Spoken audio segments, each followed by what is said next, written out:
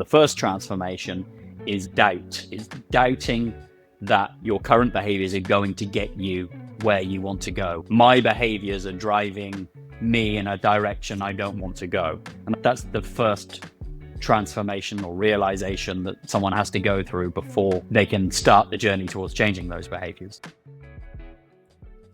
Welcome to the Pantrium Podcast. Here, there's no fluff and no sales pitches, just real conversations.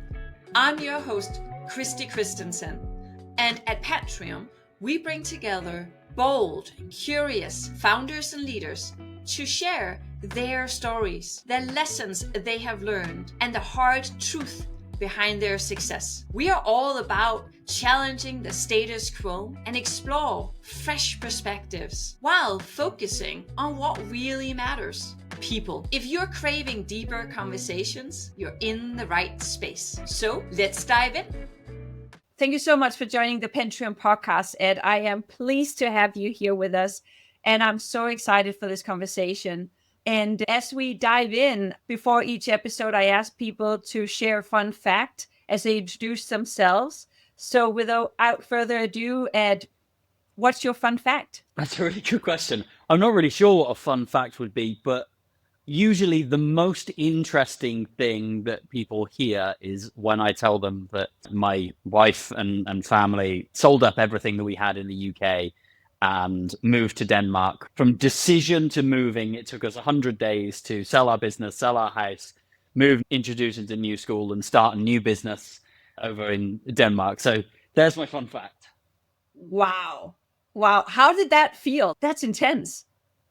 Do you know what? It really was intense. I mean, it came to us visiting my wife's parents, and we're on the beach, and just kind of a series of ideas just were amalgamating in my mind. And I just turned to my wife and said, "Do you fancy moving here?" She goes, "Yeah, okay." And then later on, we told her parents, and they're like, "Yeah, you're not going to do it." And so then we're driving home from the airport. We call and we're like, "We're definitely going to do it. We've spoken to the kids. We're in." We're setting the clock for a year and a half. And they called us back like 2 days later. They said, "It's not easy to get an apartment in Copenhagen.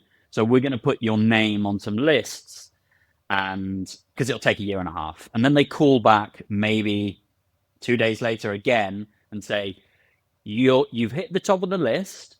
We've taken the apartment because this just won't happen again. So we'll pay for it. You can pay us back when you get to Denmark." And we were like, "Pay us back? Year and a half?" We're like, "That's going to be a lot of money." They're like, "Yeah, but you won't get this again. It won't happen." We're like, "Oh, okay." So we go for it. And then we're just like, "Okay, how fast can we do this?" And then like, I think 14 days later, which was like the longest 14 days of my life, we'd sold the house. And yeah, I mean, it was kind of really adrenaline pumping, just kind of untethering our lives, particularly selling a business. Selling a business is really hard because you can't really be open with everyone inside the business because you want them to keep their jobs. And if you tell them, the value in the company will disappear. So it's a real kind of cognitive dissonance that you live through for that time. But it was intense. And then moving forward and looking at today, can you share us a little bit about what you do today? I help CEOs, leaders, founders with burnout. And usually that's their prediction of burnout at some point down the line. So they are aware that maybe the way they're running their business is going to drive them towards burnout, or there's evidence in their health, or there's evidence in their relationships, or all three are congregating together. And that's a really hard thing to unpick, right? You can Google, what should I do for my sleep? What should I do for my health? What should I do for my exercise? How should I run my business? How should I run my relationships? And you know, maybe 10 different things that are important to look at and unpick. And that's a mammoth task to unpick. And that's a lot of new habits to take up. It's not like your current habits aren't serving you. They are serving you, but you can't let them go because they're serving you, but they also have some negative side effects, let's say.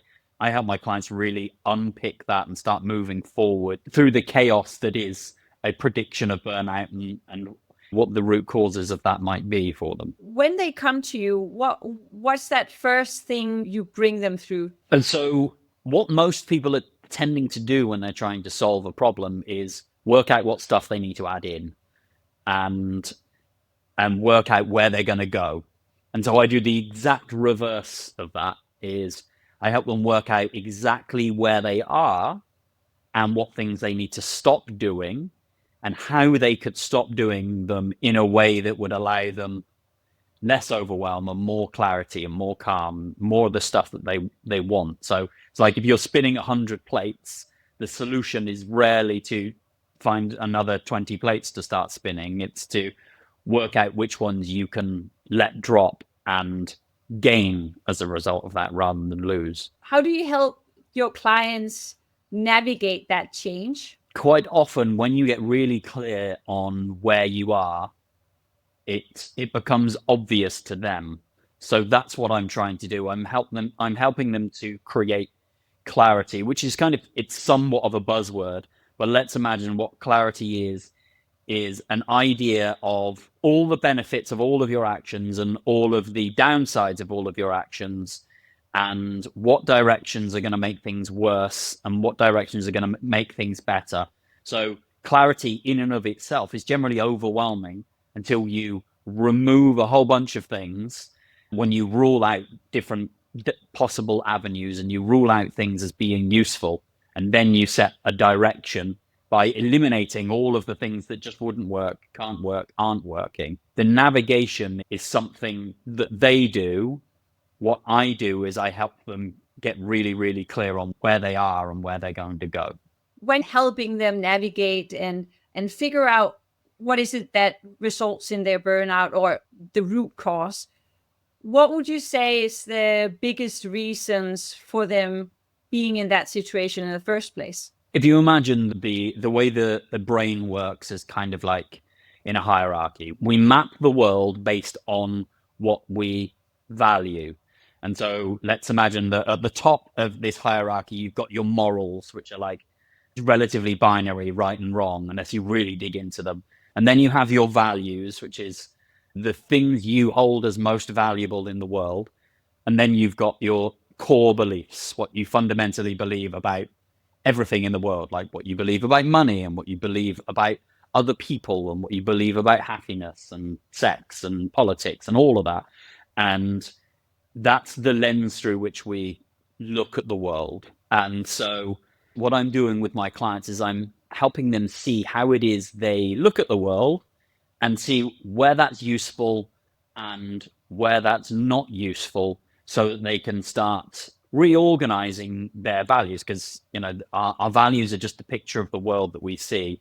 If we're experiencing negative consequences of our worldview, then we need to analyze our worldview and see where it's not serving us and then edit that. And that's what I'm spending a lot of time doing with my clients. I saw in your post the other day, the reasons behind CEOs fail. What are those most common reasons for them to fail? If I go into a company, what I'm looking at is the individual CEO, right? As soon as they close the door, it's not necessarily about what's going on in the company, and it's more about what's going on with them. But if we step outside the door for a minute, a business is, have you attracted the right people, and are you getting the best out of those people? If I look at the first one, it's, are you getting the right people? What most leaders are doing is they're searching around trying to find the right people. And the missing part of that equation is, are you being the right person? Are you attractive to the best people? Are you admirable, let's say? Are you behaving admirably? Do you take full responsibility for everything that's going on around you? Are you very honest?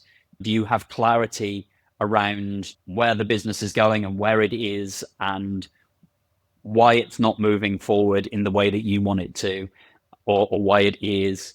Do you project a sense of calm?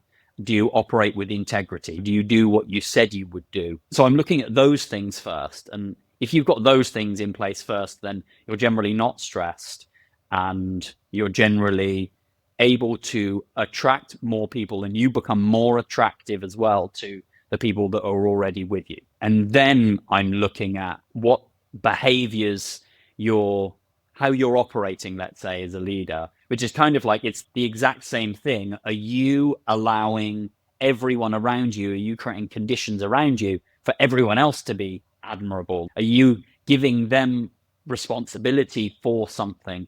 Are you giving them the opportunity for mastery? Are you giving them freedom to succeed and fail on their own terms? And so that's very much an individual journey. I'm looking at the individual. I've got a particular client in mind who was working maybe 70, 80-hour weeks and hadn't long escaped bankruptcy, and kind of reached out to me many years ago now. And what we found was that he was very, very good at solving all of the problems in the business. And so lots of people would come to him and he'd solve their problems. And this was taking him a huge amount of time. So he was kind of getting that enforcement as being a person in the know and being able to solve problems, but he wasn't bringing the responsibility and the problem solvers out in other people. So they weren't growing, and they were always running around frantically, feeling like there was something they didn't know that they should know. And ultimately, that's because they were having the responsibility of their own mastery, of what they owned, and the responsibility of production it was being taken away from them. So when we flipped around his behaviors to allow that to happen, the whole company's lifted up and grew very, very rapidly and sold for many millions a couple of years later. And I have many, many stories like that. But it always comes back to who are you being, and then what behaviors are you kind of projecting? I guess that also requires you as a leader or CEO to acknowledge that there is a need for a change. Yeah, absolutely. I always tell my clients that there are two transformations that have to happen in order for you to get to where you want to go.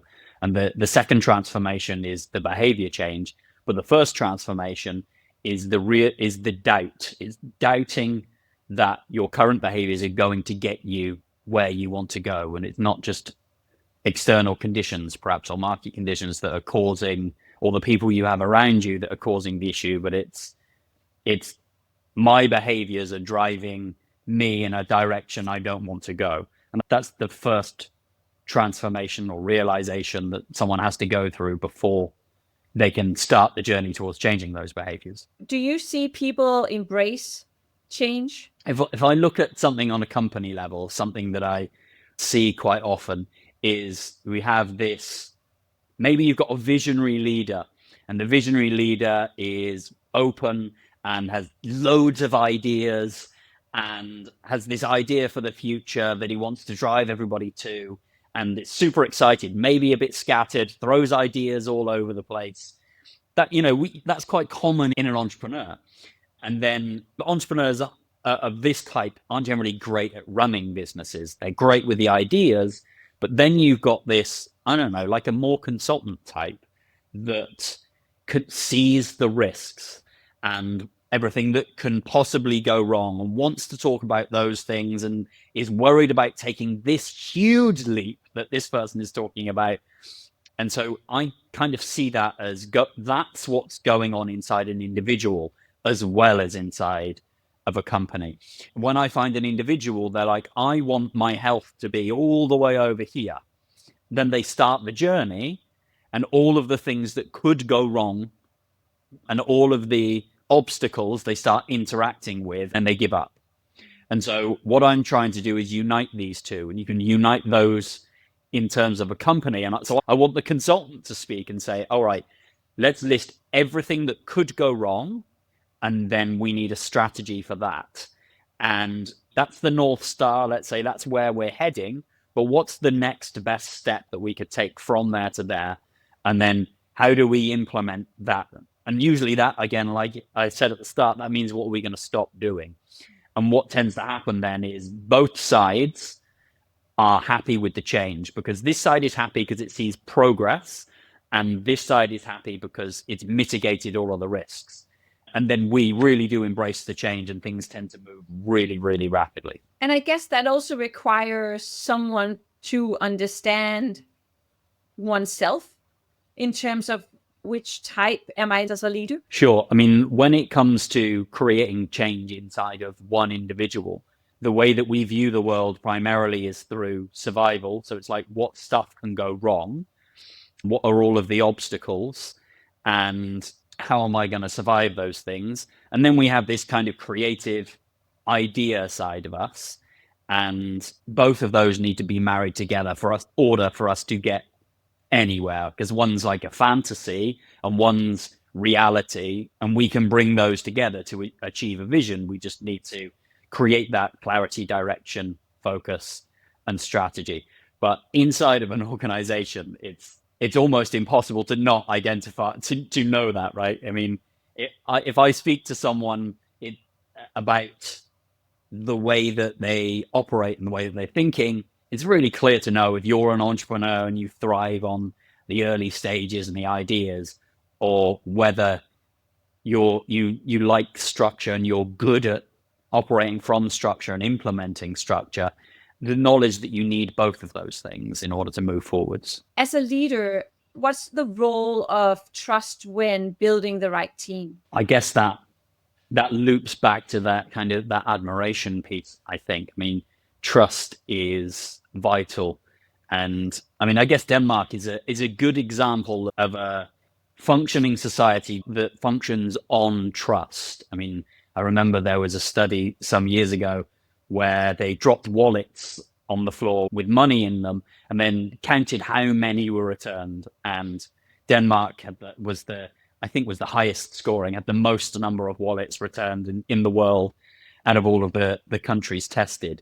And that's not to say that it's necessarily a corruption-free or anything, but it does operate on a system of trust, and I think that's vital for any organization. I mean, I worked with a company in the US where the CEO called me and he said, we moved from one set of offices to another, and it suddenly became clear to me that a whole bunch of people had just been coasting and not doing any work. So I sacked them all like on a particular day, and he was like, and this was a month ago, and ever since then, everyone's walking around nervously, they're panicking. We sent out a survey, and everyone said that we'd completely lost trust in what's happening. So everyone's nervous, people are looking for other jobs. He's kind of terrified that this thing was going to collapse. And so what we did was we sent out a series of emails with a series of questions to everyone in the company and asked them questions like, what do you most admire when one of your colleagues does it? And what most inspires you? What makes for a good day? What's a bad day? What really pisses you off about working here? What really excites you about working here? And we extracted a set of values. We kind of presented them to the company and said, these values are how we're going to behave. So it's not just this word, but it's this word, and it means this, and it doesn't mean this, and this is how we are going to behave. Then I helped the leadership team look at their behaviors and see where they weren't aligning with these promises and what they needed to do differently to align with them. We built a series of habits that they do every day or every week to align with those promises so that essentially they could be trustworthy. It's like we trust people who do what they say they do. If they are schizophrenic in what they're saying they're going to do or in their behaviors, then we don't feel safe. We can't operate from trust. We have to operate from what we've seen, but the worst of what we've seen. So, and that's what they were doing. They were going, okay, well, the worst of what we've seen is 10 people sacked for reasons that are unclear overnight. And so we will walk around as if that's what's going to happen. And so that's what they did. So we had to make new promises, say, we'll do this, and then demonstrate this day in, day out. Look, I'm doing what I said I would do. And that was, we built trust really quickly. And again, that's a company that was able to grow quickly from that position. Why do you think some organizations fail to build this trust and do what they say they are going to do? I used to work in a doctor's surgery many years ago now. And the doctor would have like maybe 5% of patients that took up 80% of his time. And so he was nearing the end of his career, and he's like, I want to throw a Hail Mary and not give them drugs, but I want to send them to you because I think they need lifestyle change. And I've told them and they aren't doing anything about it. What they brought me was, they'd come in and I'd say, what were you eating? And what do you eat? And they would give me what I now term intellectual beliefs. So they would tell me kind of how they thought they should eat and roughly how they thought they were eating. So they were like, okay, this is what I think perfect is. I'm just about here. It wasn't that they were lying. It's that they were telling me what they genuinely thought that they did. We have this thing called cognitive bias, where this is who I believe I am, and I believe I live up to that. Then what I had them do was start photographing everything they ate, because what they said they ate wasn't congruent with their health. I had them photograph it, and I found that most people only lasted 2 days photographing.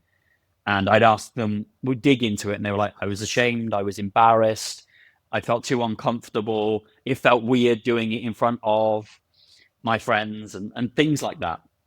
And so I would then start saying, I don't care at all what you eat.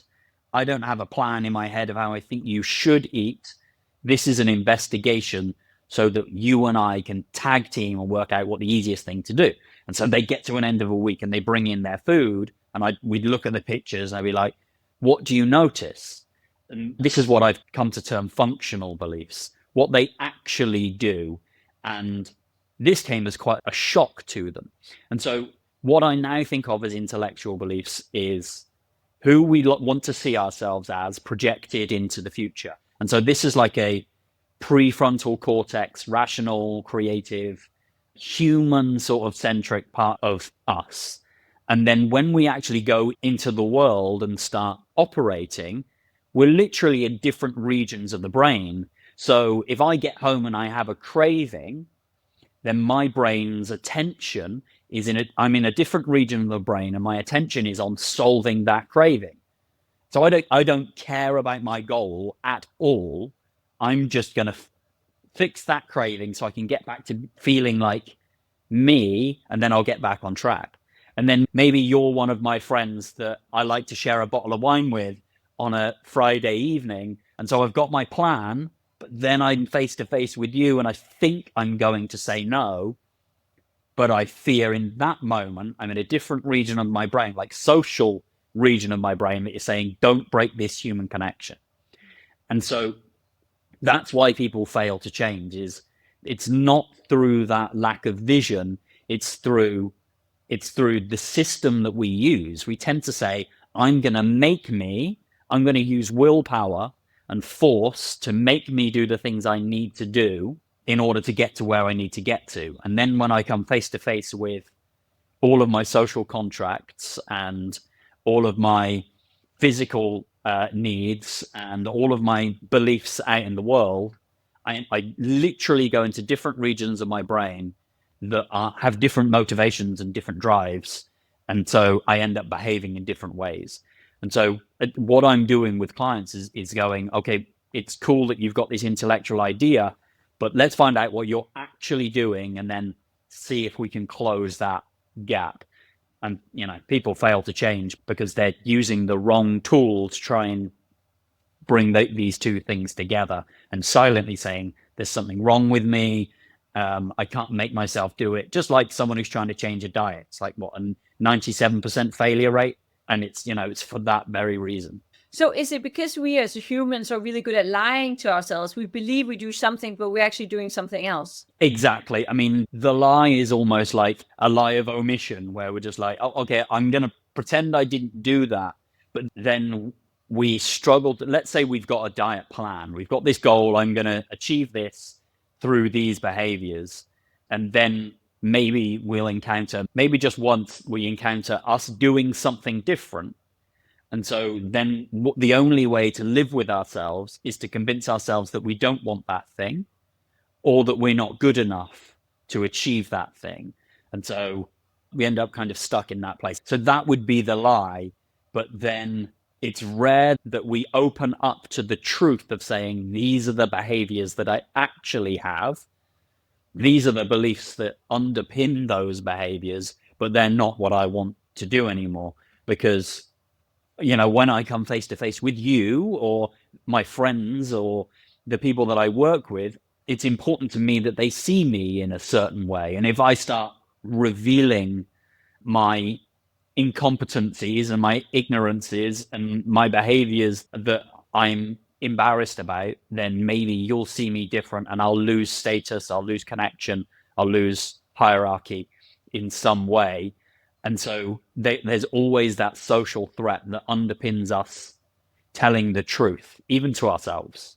Do you think if we were leaning more into telling the truth and be honest and perhaps also admit when we don't know things, and therefore also perhaps lean into curiosity, do you think that will help us grow and develop as people and as leaders? Honestly, I mean, the primary reason, the primary structure of the way that I work with leaders is I support them to safely tell the truth around their behaviors and understand the neuroscience of how the truth works, and then start integrating systems into their business whereby they share the truth and start supporting other people to tell the truth. Just like simple retrospective, like if this thing we just did, what didn't work?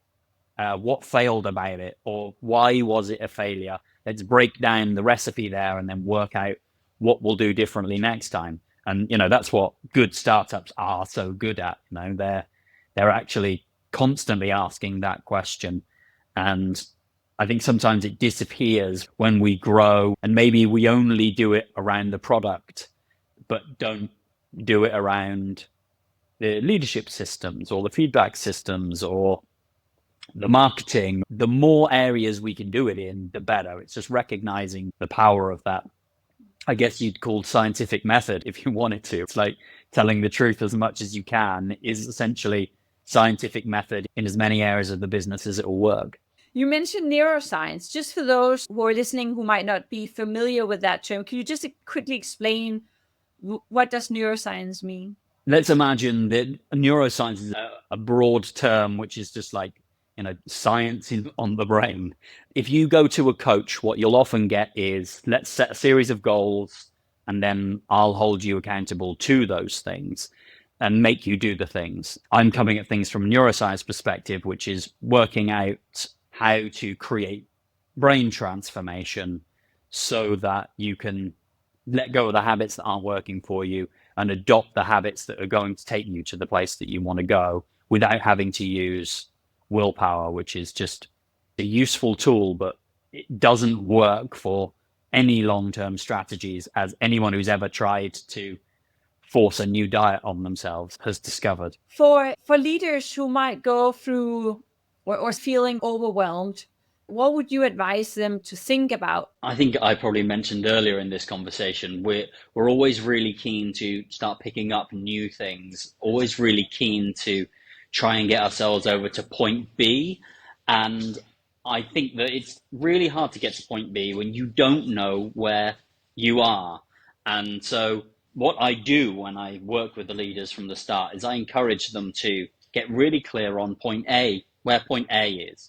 And just like I mentioned, working in the doctor's surgery, it's like point A is what you're currently doing. So if you look at the way that you operate in your day, let's say, what it is it exactly that you're doing right now. Even if it sounds crazy what you're doing, document it, get really clear on what it is you're doing. And, it's like I wake up in the morning and I grab my phone and then I look at the emails and I try and do those emails while making other things and getting the kids ready. And then I race out of the door and I jump straight into work and I take these meetings and I keep all of my stuff in a to-do list, but it never gets into my calendar. So I always feel behind and rushed. It's like, the more granularly you can document what you're doing, in the same way that you would photograph all of your food, to get really clear on what you're actually eating, and then what what will emerge from that is the really, really simple things that you could stop doing that would reduce the overwhelm, that would make things better. And it doesn't have to be a big jump of a complete revision of the way that you're acting. But while you have this cognitive dissonance of what you believe you should be doing and what you're actually doing, it's almost impossible to close that gap. So you have to get really clear on what you're actually doing so that both of those two can align, and then you can move forward. I really appreciate it, Ed. Thank you so much. There's been so many good nuggets in this, and I really appreciate your time and joining the Pantrium Podcast. It's been a pleasure. Thanks for having me. If this episode gave you something to think about, I'll be really grateful if you could share this with your LinkedIn network. And to make sure you don't miss out on any new episodes, simply follow Pantrium wherever you are listening or watching. And just a note, the opinions and views shared by our guests are entirely their own and don't necessarily represent the businesses they work for. We really hope you enjoyed this episode. Until next time, bye for now.